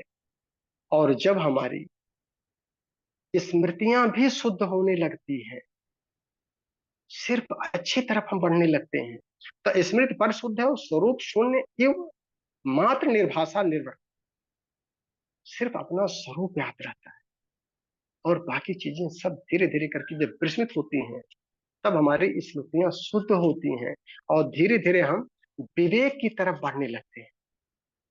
क्योंकि विवेक में वो सारी हमारी पुरानी स्मृतियां, पुराने संस्कार, जब उनका क्षय होने लगता है, चाहे वो अच्छे हों चाहे वो बुरे हों, दोनों से चिपकाव हटने लगता है, तब हम निर्वितर्क समाधि में बढ़ते हैं। और ये समाधियां स्थूल लेवल पर होती हैं, और यही समाधियां जब सूक्ष्म स्तर पर हम करने लगते हैं, भावना के स्तर पर, विचारणा के स्तर पर होने लगती हैं, तब वहां पर सविचार और निर्विचार समाधि आती है। एतया एवं सविचारा निर्विचारा च सूक्ष्म विषया व्याख्या। अब जो सूक्ष्म का ध्यान करते हैं उसमें क्या करते हैं, सविचार और निर्विचार में सूक्ष्म विषयत्व च आलिंगम पर्यवसना प्रवृत्त पर्यंत, जो विषय सूक्ष्म का है वो कहां तक है, मूल प्रकृति तक है। और हम किसको लेके चल रहे हैं साधनों में, ज्ञानेंद्रियों को लेके चल रहे हैं। जो ज्ञानेंद्रियों के विषय हैं वो हमारी पंच तन्मात्राएं हैं, और पंच तन्मात्राओं से सूक्ष्म हमारा जो ज्ञानेंद्रियां हैं, उनसे सूक्ष्म हमारा मन है, मन से सूक्ष्म बुद्धि है, और बुद्धि से भी जब सूक्ष्म देते हैं तो महत्व, और महत्व से जब सूक्ष्म जाते हैं तो मूल प्रकृति। तो सूक्ष्म की पहुंच हमारी मूल प्रकृति तक है, और इन सबको हमको अपने अभ्यास में लाना ही पड़ेगा। और इसको लाने के साथ में जो हमको समाधि मिलेगी, ता एव सबीज समाधि। ये चारों तरह की जो हम समाधियों पर चर्चा हम लोगों ने किया है, सवितर्क, निर्वितर्क, सविचार, निर्विचार, इनसे जो पैदा हो रहा है वो समाधि तो हमारी पूर्णावस्था में जा रही है, लेकिन संस्कारों के बीज उसमें पड़े हैं, अभी भी पड़े हैं। इसलिए उसको सबीज समाधि कहते हैं, ता एव सबीज समाधि। अब इसके लिए और आगे क्या करना पड़ेगा कि निर्विचार वैसा रद्दे अध्यात्म प्रसाद है। जब हम निर्विचार समाधि में प्रवीणता पाने लगते हैं, उसके अभ्यास को उसी गति के साथ बढ़ाने लगते हैं और उसमें हमारी विशारदता हासिल हो जाती है, तो ऐसी कंडीशन में अध्यात्म का प्रसाद मिलता है। निर्विचार वैसा रद्दे अध्यात्म प्रसाद है, और अध्यात्म का प्रसाद मतलब हम आत्मिक गुणों से ओतप्रोत होने लगते हैं। और वो अध्यात्म प्रसाद जिस अवस्था में हम पहुंचते हैं अपनी निर्विचार समाधि की परिपक्वावस्था में, तो वहां पर सबीज के आगे जब बढ़ने लगते हैं तो ऋतंभरा तत्व प्रज्ञा, फिर प्रज्ञा लोक में हमारी स्थिति बन जाती है, और उसमें हमारी जो बुद्धि इतनी शुद्ध हो चुकी रहती है कि वो ऋतंभरा हो जाती है, सत्य को धारण करने की उसमें क्षमता पैदा हो जाती है। और ऐसी स्थिति में योग जो है समाहित चित्त वाला हो जाता है, और उसकी शुद्ध बुद्धि, प्रज्ञा जिसे हम कहते हैं, सत्य को धारण आखिर ब्रह्म का साक्षात्कार करने के लिए तैयार हो जाती है। सभी तरह के संशय उस अवस्था में समाप्त हो जाते हैं, चाहे वह विद्या हो, विपर्य हो। ऐसी स्थिति में साधक योगी बन जाता है, सत्य का दर्शन करने लगता है, सत्य को धारण करने लगता है, और सत्य को ही प्रकट करने लगता है। और उस स्थिति में पहुंच करके जो 49वां सूत्र है, श्रुत श्रुत अनुमान प्रज्ञाभ्याम अन्य विषया विशेष अर्थत्व। तो जो अब तक हमको ज्ञान होता था सुनने से, अनुमान करने से, उससे हम अन्य ज्ञान लेते हैं। वो ज्ञान फिर ज्ञान नहीं रह जाता है, वो अज्ञानता में आ जाता है। फिर हमको विशेष पुरुष है, ईश्वर है, ईश्वर के उस आत्मिक गुणों, ब्रह्म साक्षात्कार की स्थिति हमारी बनने लगती है। तो हमारी बुद्धि इतना शुद्ध हो जाती है कि अब उससे जो 50वां सूत्र है, तज्जः संस्कारो अन्य संस्कार प्रतिबंधी, जो भी हमारे संस्कार कुछ शेष रह गए हैं, तो जो इससे उत्पन्न संस्कार है, ऋतंभरा प्रज्ञा से उत्पन्न संस्कार, क्योंकि वो आत्म प्रसाद से हमको गवर्न कर रहा है, ब्रह्म के गुणों से गवर्न कर रहा है, तो ये स्वतः सारे संस्कारों को समाप्त करने लगा, निर्विघ्न रूप में उनका प्रतिबंध कर देता है, निरुद्धावस्था में पहुंचा देता है। और लास्ट सूत्र जो है, तस्याप्य निरोधे सर्व निरोधात निर्बीज समाधि। उसके बाद ये पूरी तरह से ऋतंभरा प्रज्ञा से उत्पन्न जो उच्च संस्कार है, अन्य सभी संस्कारों को विनष्ट कर देता है और अंततः उच्च संस्कारों की आवश्यकता नहीं रह जाती है। उनसे भी वो मुक्ति ले लेना चाहता है, और उनसे भी वैराग्य जब होने लगता है तो समस्त संस्कार शून्य हो जाते हैं, चित्त की सभी वृत्तियां टोटली निरुद्ध हो जाती हैं, प्रकृति का कोई भी बीज चित्त में शेष नहीं रह जाता है, और यही स्थिति निर्बीज समाधि है, कैवल्य की अवस्था है। साधक शुद्ध परमात्म स्वरूप हो जाता है, और यहाँ पर आकर के वो महसूस करता है, अहम ब्रह्म, अयम आत्मा, तत्त्वमसि, त्वं तदसि। तो ये जो 51 सूत्र हैं, इस पर मोटी मोटी चर्चा क्लास में की गई, और इसी का अभ्यास हम सबको अपने साधना काल में करना होता है। तो इन सूत्रों को जब गहराई से हम जाएंगे, अपने अनुभवों को लेके चलेंगे, इसमें मार्गदर्शन मिल जाएंगे, और वो सभी आप पुरुष महाजनों जैन गतः सपंथा, इसी रास्ते पर, इसी अनुशासन का अपना करके वो अपनी पूर्णता तक पहुंचे हैं, और यही एकमात्र रास्ता है, आखिरी रास्ता। इसके साथ में अपनी वाणी को विराम देते हैं, और कक्षा को ओपन किया जाए कि कुछ जो जिज्ञासा है इससे संबंधित उस पर चर्चा कर ली जाए, और इसके बाद जो अगले सत्र में फिर साधन पाद, जो साधन हमारे हैं कैसे हमारे सहयोगी बनेंगे, और उसमें अष्टांग योग, पंचांग योग, संयम कैसे होता है, क्या होता है, किस तरह की बाधाएं आती हैं, उस पर चर्चा कर ली जाएगी। तो भैया बाबू जी को भी लाया जाए स्क्रीन पर, और फिर इस पर चर्चा कर ली जाए, इसके सूत्रों पर अगर कहीं पर कोई भ्रांतियां आ रही हैं। जी प्रणाम बाबू जी जी। जी भाई साहब। जी प्रणाम। बहुत अच्छा सार संक्षेप और इंटरप्रिटेशन ग्राह्य है। आपको बहुत बहुत आभार, धन्यवाद। कोई प्रश्नोत्तरी है तो हम दोनों भाई हैं, आप पूछ सकते हैं। अमन जी देखिए, तो किसी भी तरह का जी कोई जी बाबूजी प्रणाम। योग। हाँ, इसमें ये है कि इनका वीरेंद्र प्रसाद यादव जी का है। बाबूजी प्रणाम। क्या कारण है कि तीव्र गति से माला जपने के बाद भी चित्त वृत्ति शांत नहीं होती है? कृपया स्पष्ट किया जाए, धन्यवाद। ये वो करिए, ये वो। जी आचार्य जी को धन्यवाद।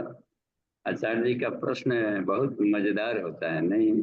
देखिए तो पूछ रहे हैं कि तेजी से माला जपने पर भी चित्त वृत्तियां शांत नहीं होती। तो इसका उत्तर पूज्य गुरुदेव वांग्मय नंबर 13 में पृष्ठ 1.9 पर दिए हैं। गुरुदेव बताते हैं कि माला से पूर्णता तक नहीं पहुंच सकते, सिर्फ जुताई होती है खेत का। तो खेत को धीरे धीरे जोतें या जल्दी जल्दी जोतें? बीज बो नहीं रहे हैं शांति वाला, तो पांचों कोषों की सफाई करेंगे तो उसमें 91वें कोष चीता होता है। तो 91वें कोष की आएगी बात, तब उसमें चित्त निर्मल होगा उसमें। तो कोड़ाई जल्दी जल्दी करें या 10 बार करें या 100 बार करें, उसमें तो और मन चंचल ही होगा उसमें। तो यही है कि सिर्फ एक पक्षीय किया जा रहा है।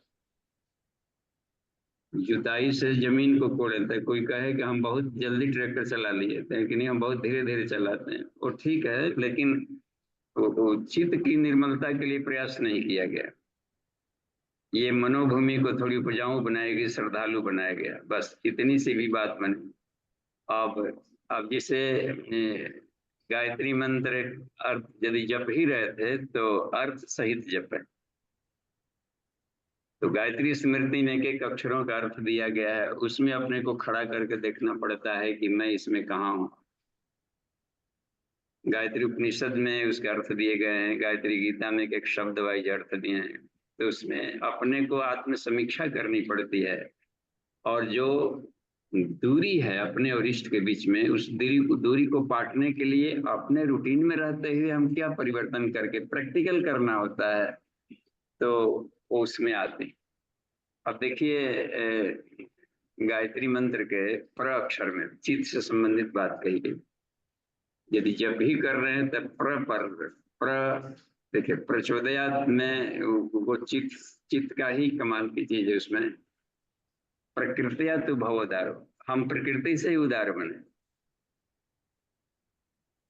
और उदार हृदय से ही हम सोचे किसी भी बिंदु पर। तो उदार दृष्टियो चिंतित उदार दृष्टियो तेन चित्तम विशुद्ध है, तो उससे चित्त शुद्ध होता है। तो उदार दृष्टि देखना पड़ेगा कि हम अपने शरीर मन आत्मा के प्रति उदार हैं कि नहीं। ईश्वर ने दिया है किसी खास उद्देश्य से, उस उद्देश्य में इसको लगा रहे हैं कि नहीं। दर्शनम तो आत्मन ज्ञात्वा, आत्मा का साक्षात्कार करने की दिशा में हम कुछ यौगिक क्रियाएं प्रैक्टिकल कर रहे हैं कि नहीं, है ना उसमें बात। इसमें गाया हुआ था चित्त शुद्धि के उपाय, सुभाष जी ने उसको रखा, उसमें एक विशोका व ज्योतिषमति, तो उससे भी चित्त शुद्ध होता है। विशोका व ज्योतिषमति कहते हैं कुंडलिनी को, बहुत तीव्र प्रकाश वाली। कुंडलिनी जागरण के लिए यदि आप प्रयास किया जाए हम सब, तो उसमें शरीर के भीतर में जहां भी अशुद्धियां हैं उन सारी अशुद्धियों को भस्म करता है बहुत तेजी से। वही जाकर आज्ञा चक्र में वो चित्त को बिल्कुल शुद्ध कर देता है, मन बुद्धि चित्त अहंकार को, जन्म जन्मांतरों के जमे हुए कचड़े को एकदम जला कर रख कर देता है। सारे प्रारब्ध हो, क्रियमाण हो या संचित वाला हो, तो वही सब हमारे चित्त को चंचल बनाता है सब। ठीक है, धन्यवाद, आगे जाते हैं। बाबू जी, योग दर्शन में भी इसका जो गुरुदेव के ये पॉइंट है, इसका समर्थन यहाँ पूरी तरह से करता है। जो 28वां सूत्र है, तद जप तदर्थ भावनम, उसका जप भी अगर हम कर रहे हैं तो उस भावना के साथ में करें जो उसके गुणों में समाहित है। और उसका जो अगला सूत्र दे रहा है कि जो अंतराय आते हैं उसमें व्याधि ध्यान संशय प्रमाद, ये सारी चीजें हमारे पंचकोश दूर करते हैं। शरीर अगर हमारा पूरी तरह से रोगी है तो वो जप नहीं हो पाएगा, जो जप की आवश्यकता है चित्त को शुद्धि के लिए। तो यहाँ से भी उसको सपोर्ट मिल रहा है पूरी तरह से। ये तदर्थ भावनम जो है ना, जी तदर्थ भाव, एक एक शब्दों के भीतर में जो गहराई है उसमें डुबकी लगाने की बात है। तो भले मंत्र का स्पीड कम हो, लेकिन यदि भावपूर्वक जप किया जाता है तो एक ही बार जपा हुआ मंत्र सैकड़ों हजारों लाखों बार जपने के बराबर हो सकता है। इतनी उसको गहराई से अपने भीतर में लिया गया, उसमें डुबकी लगाई गई। तो जी अब है, हाँ, डुबकी लगाने में अपने संस्कार रुकावट डालते हैं। भौतिक जगत में डुबकी लगाने में बात बात में आदमी अकंठ डूब जाता है दलदल में। अब यहाँ अकंठ डूबने में घुटने से ऊपर भी नहीं डुबकी लग रही। तो इसका मतलब है कि हमें क्रिया योग पर ध्यान देना होगा, पांचों कोषों की सफाई पर ध्यान देना होगा जो उसमें है। तो या फिर जा करके और भी क्रिया जो बताई गई इन्होंने कि प्राण को हम प्रक्षालन करें, विधारण करें, यानी कि बाह्य कुंभक में आखिर क्रिया दिया गया, इसमें भी क्रिया दिया गया है क्रिया योग को। तो बाबूजी, वही बाह्य 19 क्रिया योग जो है, ये सारी जो समाधान इसमें दिया गया है और सारी चीजें कवर हो जाती हैं, और बिना उसको किए जो है वो जप नहीं हो पाएगा। भाई साहब, बाबूजी बोल रहे थे, एक मिनट बाबूजी को सुन लेने दो। ठीक है, धन्यवाद। सुशील जी का हैंड रेज है, सीधे। जी बाबूजी सुशील प्रणाम। जी प्रणाम। बाबूजी, ये जो आदरणीय सुभाष जी ने जो ये गूढ़ विषय का सरलीकरण करने का प्रयास किया है, बड़ा अच्छा इन्होंने समझाया है। पर बीइंग भौंदू विद्यार्थी काफी कुछ समझ में के ऊपर तो निकल जाता है। तो आप साइंस के विद्यार्थी रहे, तो पहले भी आपने काफी फॉर्मूले सुझाए हमें, तो कोई आप ऐसा फिजिक्स का फॉर्मूले के रूप में बता दें कि इन चीजों पर ध्यान देना है, बाकी ये सब कवर हो जाएगा। मतलब शॉर्ट में इसका सारांश, इसकी सरलता कर दें थोड़ी सी इसकी। जी धन्यवाद। हमने जो अपनाया उससे विश्व का ज्योतिष्मति को पाया, तो उसमें से सबसे बड़ा काम किया है ईश्वर प्रणिधान, यानी समग्र समर्पण गुरु के प्रति। तो उसमें अब गुरु को हमने लिया आत्मा को प्रकाशित करने वाले तत्व दृष्टि, तो उसको उपनिषदों से पढ़ते गए, करते गए और प्रैक्टिकल किया, और कुछ गुरुदेव से प्रत्यक्ष मार्गदर्शन लेते रहे, उनके आदेश का पालन करते रहे जी जान लगाकर। लेकिन उसमें क्रिया योग में सबसे अधिक हमने जो लगाया है वो समर्पण ही रहा है। अब रहा है कि प्रकृति के जो मूल घटक था उसको हमने उपनिषदों से पढ़ लिया कि इसका तत्व दृष्टि क्या है, संसार और अपने बारे में सही सही इसका वैज्ञानिक स्वरूप को हमने जाना। तो अब जानने के बाद रह गया कि जब अब ये सही यही है विज्ञान, तो इस विज्ञान को हम मानने में देर क्यों करें। वैज्ञानिक आदमी तो एक दिन में उठन ले लेता है, पुजारी सुधरने में भले 40 साल लग जाए, वैज्ञानिक आदमी को 40 दिन भी नहीं लगेगा। क्योंकि जैसे ही विज्ञान को मालूम हो जाता है कि हमारा ये पैटर्न गलत था, तो उस दिन उस चेंज कर देता है, और फिर सत्य पाने की जिज्ञासा होनी चाहिए, एब्सोल्यूट ट्रुथ क्या है। तो उस तरीके से हम उसमें लगे रहे, तो हमने पाया कि 1985 की बात है कि अपने प्रयास से हमने प्रज्ञा का साक्षात्कार कर लिया, उसमें अपनी भूमिका है। 83 में पूज्य गुरुदेव ने अपने तरफ से हमें आनंदमय कोष में ले गए। उसको हमको पता चल जाता था कि हमारा खेती नहीं है, यह गुरु का दिया हुआ ऊपर से एक एक ये है, एक तरीके से कहिए दिव्यम ददामि ते चक्षु वाली बात थी। तो सूक्ष्म जगत की भी आवाजें सुनाई पड़ती थी, और इस शरीर में रहते भी हम शरीर से जैसे लग रहा था पृथ्वी मैग्नेटिक फील्ड से ऊपर एक प्रकाश के सेल में हम तैर रहे हों। तो या ये आती थी बातें जिसको हम कहते हैं खिचड़ी मुद्रा वाले रस का। तो वो हमें नहीं लगता था कि हम जितना साधना कर लिए उतना भी हमें मिल जाना चाहिए। फिर जाकर अन्नमय कोश में गुरुदेव ले आती है कि देखो अब इसको तुम अपने से ढूंढो कि कैसे हुआ। तो हमने 3 साल तक लगातार कोशिश करते रहे, तो उसमें हमने ढूंढ लिया कि वो क्या स्थिति होती है। तो उसमें सबसे बड़ी भूमिका थी ईश्वर प्रणिधान, बस। तो इसके आधार पर भक्त प्रहलाद हुए, मीरा हुए, संत एकनाथ हुए, कबीरदास हुए, नानक देव हुए, बस। तो इन लोगों ने भी इस प्रक्रिया को ही अपनाया जल्दी पाने के लिए। तो उसमें बात बनती गई, और देह इंद्रियों पर कड़ा नियंत्रण तो था ही। स्वाध्याय भी अहरह, प्रतिदिन हम 8-10 घंटा पढ़ते थे, लगातार 8 साल तक पढ़े हैं 8-10 घंटा। और उसको उसमें से आत्मा वाले काम की बात चुने। हर कोई अपने बके जुगाड़ी या फंदा, हर कोई अपने ढंग का चुनता है, हमने सिर्फ आत्म विषय को चुना जो हमें चाहिए था, और उस पर काम करते गए। तो ये बहुत काम है, और लेकिन गुरु जी के काम को टॉप प्रायोरिटी पर रखे, जो हमें आदेश दिए कि ये काम करना है। ठीक है, तो ये मुख्य रहा। हमने पाया कि ये पता चल गया था कि संसार तरंगों से बना है भाई में, और जहां भी देखते थे सब उसके वाष्प दिखाई पड़, पौधों में, आदमियों में, कहीं भी रेडिएशन साफ दिखाई पड़ता था नेकेड आई से। तो अब पता चल गया कि ये सब वेब से बने। बाद में चलते चलते और बातें आई कि ये तरंगों का उद्गम कहाँ से हुआ है। तो मन एक ऐसा आकाश है जो कि रात दिन वाष्पीकरण करते रहता है तरंगों का। तो हम साइंस के, परा साइंस के माध्यम से आगे बढ़ते गए, और उस तब ये बात जल्दी मिल गई कि हिरण्यगर्भ का स्वरूप क्या। तो विदा हमें तम पुरुषम महानतम को गुरुदेव ने दिखा दिया। एक ज्योतिर्मय एक सत्ता है, लाइट जिससे पूरी यूनिवर्स बना हुआ है, और हमारे आपके बीच में आप भी वही हैं, हम भी वही हैं। यहाँ शून्य नाम की कोई जगह नहीं। तो ठीक है, धन्यवाद, आगे बढ़ते हैं। जी प्रणाम बाबू। प्रणाम। और देखिए तो हैंड रेज अमन जी। ये राजन थापा जी का है।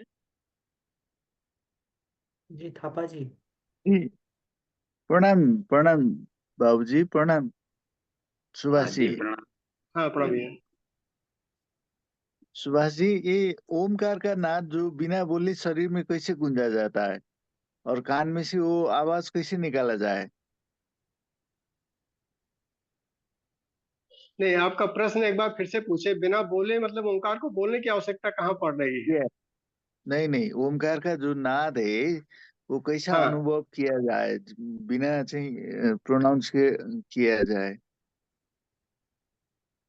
नाद तो सर्व जगत में गुंजाता है, लेकिन उसका जो वाइब्रेशन है उसका कैसे अनुभव किया जाए?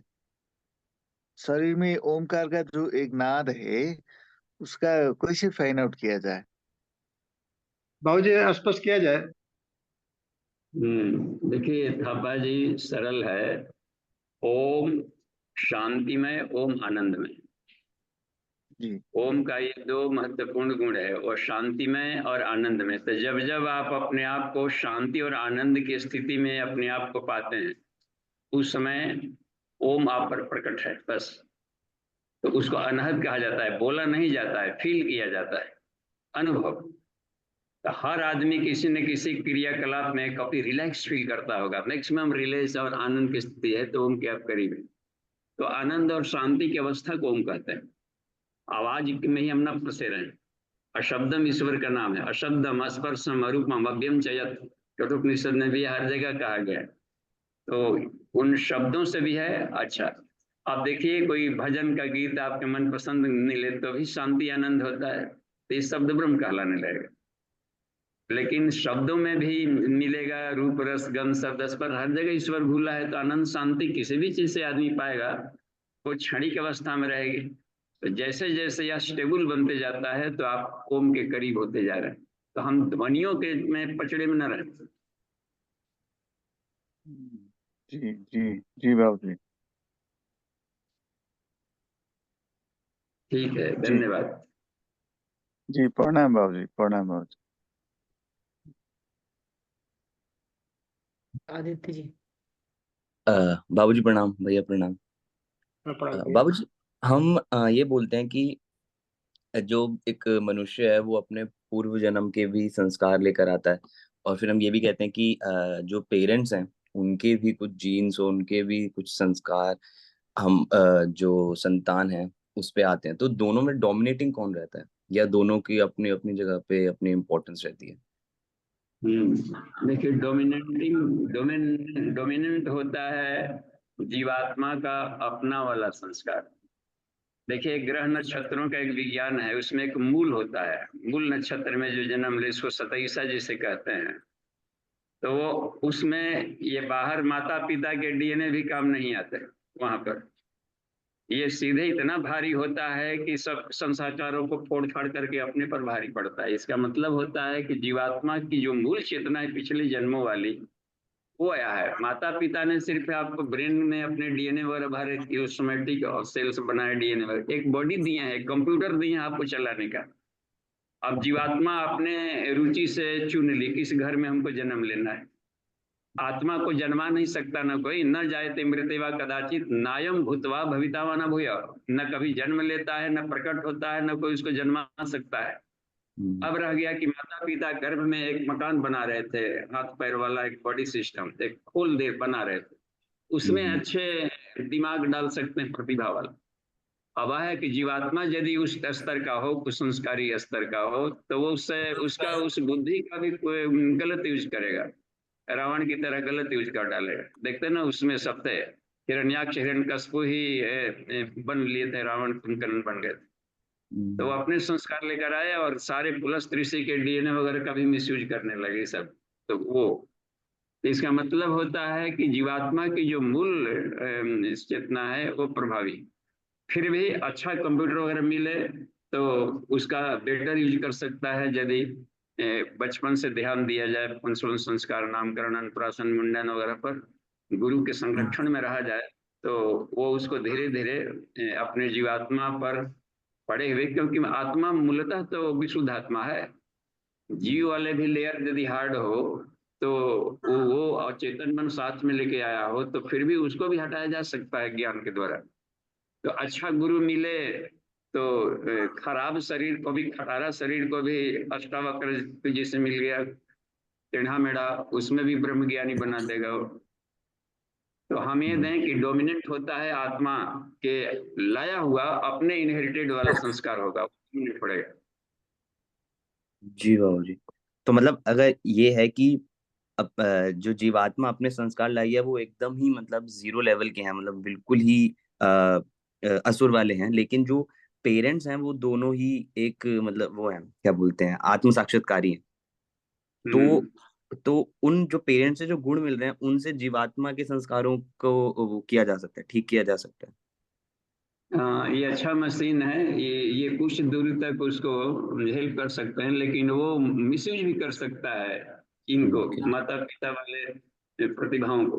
दुरुपयोग सदुपयोग उसके हाथ में रहेगा। जी जी बाबू जी। जी तो अल्टीमेटली मतलब ये गुरु पे मेन डिपेंड करेगा। हाँ, गुरु क्या करता है, वो देखता है कि इसके अपने मौलिक संस्कार कितने हैं, स्वभाव जिसको कहा गया, और फिर देखता है कि माता पिता से कैसा मिला हुआ है, तो दोनों को तालमेल बिठाते हुए प्रैक्टिकल करवाएगा। जी बाबू जी। हाँ जी हाँ, बाबू। उनको वंश याद दिलाएगा, देख तुम्हारे फादर ऐसे थे, तू कैसा नालायक बन गया, कितना बेइज्जती होगी। इस तरीके से कुछ न कुछ बम्बार्डिंग दिमाग में करते करते उसको पुराने वाले को ढाहेगा और कल्प साधना करवाएगा। अच्छा। हाँ, उसका अवचेतन मन की सफाई जरूरी है। ओके। जी बाबू जी। जी थैंक यू बाबू जी, क्लियर हो गया। जी धन्यवाद। आगे अमन जी जी देखते बाबूजी। जाइए। जी बाबूजी, एक प्रश्न है इसमें, सृष्टि सिन्हा जी का है। प्रणाम बाबूजी, मासिक धर्म में प्राणायाम किया जा सकता है? जी, इसलिए कि सांस लेने को प्राणायाम कहते हैं, तो सांस ना लेगा तो आदमी मर जाएगा। अब चाहे कोई भी धर्म हो, कैसे हो, पढ़ लिख रहा हो, सो रहा हो, देखते हैं सोए हुए भी आपको पता नहीं हम कहाँ, फिर भी सांस चल रही है, और सांस लेने को प्राणायाम कहते हैं। सोहम तो चलता ही रहेगा, अजपा गायत्री, तो प्राण शरीर में आना जाना ये क्रम बना रहेगा, तो उसमें और बढ़िया होगा। तो प्राणाकर्षण करें कि हमारा जो मासिक धर्म है वो पेनलेस हो, आराम से हो और बढ़िया से हो, और एक क्लीनिंग व्यवस्था ईश्वर की तो एक शानदार है, उसको करेंगे तो एक दर्द वाला नहीं होगा, और एक नियम व्यवस्था में चलेगा, और शुद्धि के भाव भी नहीं रहेंगे, शुद्धता के भाव रहेंगे। तो शुद्ध मौन भूमि हर अवस्था में हम रखें।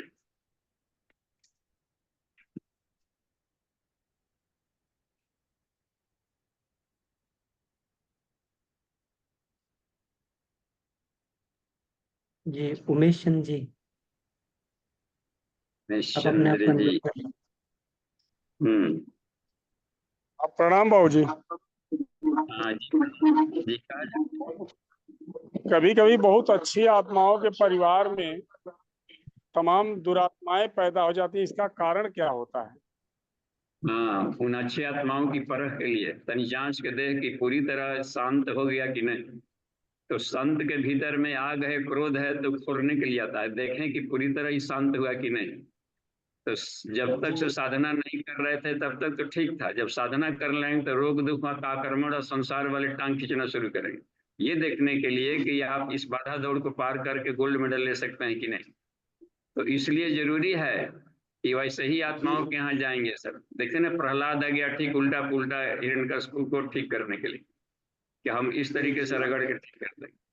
तो कोई वैसा आ गया तो कोई दूसरे वेराइटी का आ जाता है, तो ऐसे ही आ जाते हैं।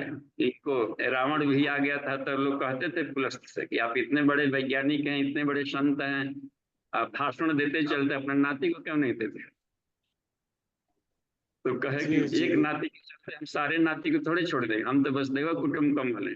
उन्होंने एक जिद ठान लिया है कि हमको सोने की लंका बनानी है। ये तभी संभव है जब दूसरों के धनों का हरण करेगा। जी तो ये जी बात ईश्वर छूट दे दी है अपने ढंग से जीने का, लेकिन गलतियों का परिणाम गलत, अच्छा का परिणाम अच्छा, एक ऑटोमेटिक सिस्टम से संसार होना चाहिए, जी बाबूजी। स्वतंत्र छूट दे। हाँ जी, हाँ, तो यहाँ पर कुछ भी खराब नहीं है, हम उसको हम पार करें। ठीक, प्रणाम बाबूजी।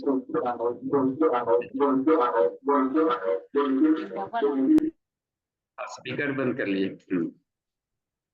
जी बाबूजी, इसमें नितिन भैया का प्रश्न है।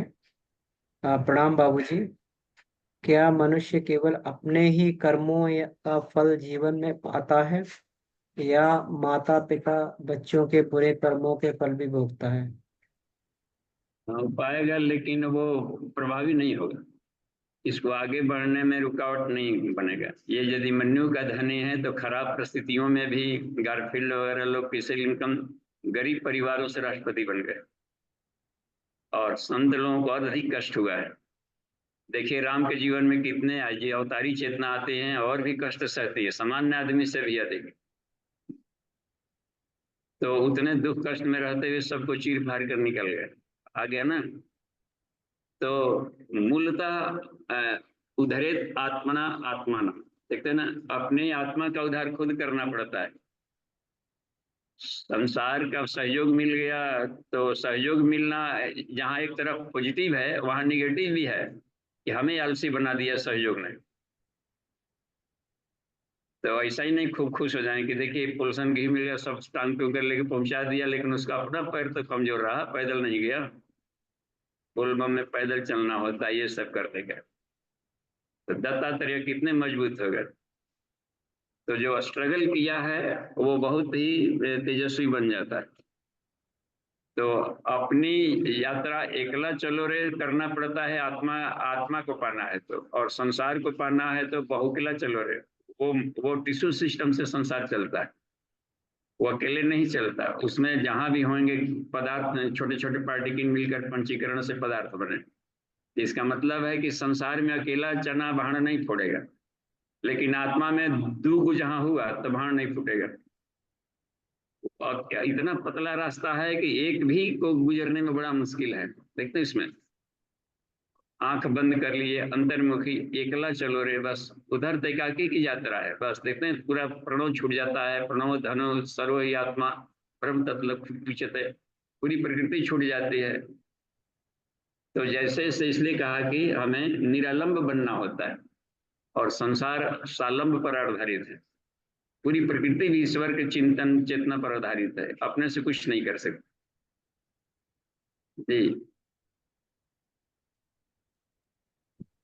जी बाबूजी, एक एक प्रश्न और था बाबूजी कि जैसे कि हम जैसे आज के समय में मानते हैं कि अगर हमें गुरुदेव का मार्गदर्शन चाहिए या किसी भी वैज्ञानिक ऋषि सत्ता का मार्गदर्शन चाहिए तो उनके विचारों में उन्हें खोजना चाहिए हमें। तो जो है विचारों के अलावा और भी क्या ऐसे फैक्टर हैं कि जो हम समझ नहीं पा रहे कि जो है उनका मार्गदर्शन जो है, या फिर उनको और गहराई से समझा जा सके, तो इसके लिए और हम जीवन में क्या कर सकते हैं? जी, विचार माध्यम होते हैं जिसमें देखते ना, विचार समुदाय सब सवितर्क समाधि की बात आई होगी आज, सविचार समाधि। इसका मतलब है कि विचार थॉट वो सब हेल्प करते हैं समझने में गुत्थियों को। तो पढ़ेंगे तो थोड़ा मिलेगा, लेकिन वो किस भाव से वो विचार भेजे थे सिर्फ वही व्यक्ति बोल सकता है जो कि पूज्य गुरुदेव या अन्य शिक्षक ऋषिगण ने दिया है। हम अपने ही संस्कार के आधार पर उसका अर्थ निकालेंगे तो वो भी बहुत अधिक नहीं कारगर होता। रात दिन पढ़ने के बाद भी समझ में नहीं आता कि इसका क्या असली अर्थ है। वेद पढ़ने पर लगता है कि ऊपर ऊपर निकल गया दिमाग से। तो ये रह गई, आत्म साधना खुद ही करना पड़ता है, यानी पात्रता का विकास खुद करेंगे। तो इसमें ईश्वरीय चेतना जो अन्य लोकों वाली जीवात्माएं हैं, ऋषि तंत्र है, वो आपको मदद करने लगता है। ऐसे साधकों का मैत्री करुणा मुदिता उपेक्षा के रास्ते से सब आगे बढ़ेंगे, तो वो आपको हेल्प करना शुरू कर दें, सहयोग मिलने लगेगा दृश्य रूप में। लेकिन करना अपने ही पड़ता है। और इसमें है कि विचार से श्रेष्ठ भाव है, भाव से भी ऊपर होना पड़ता है।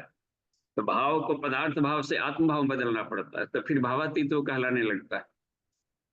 तो आत्म भाव में आएंगे तो वो सीधी आ गई विश्व का जित स्मृति आ गया, या उसको विदेह या सहज समाधि कुछ भी नाम दे सकते हैं वहाँ।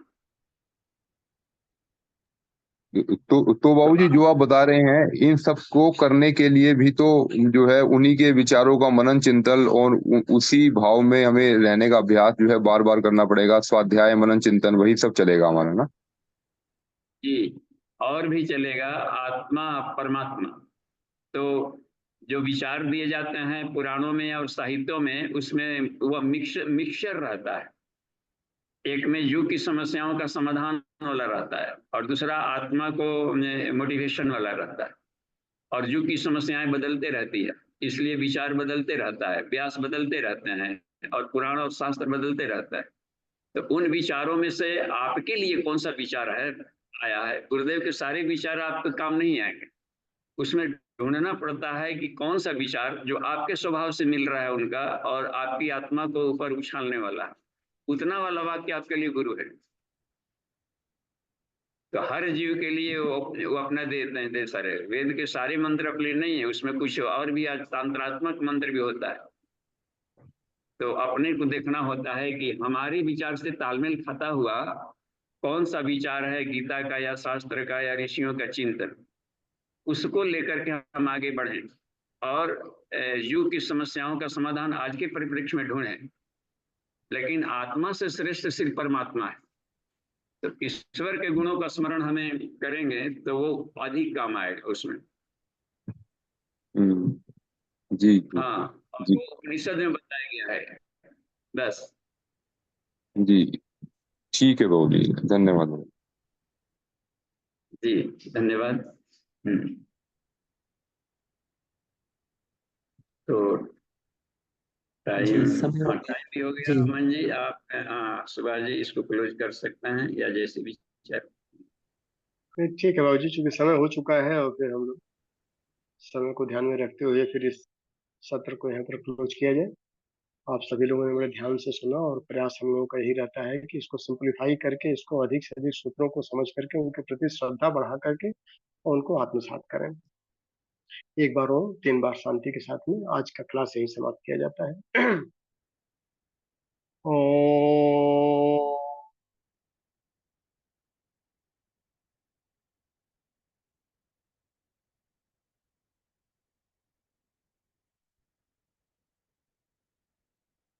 शांति शांति शांति।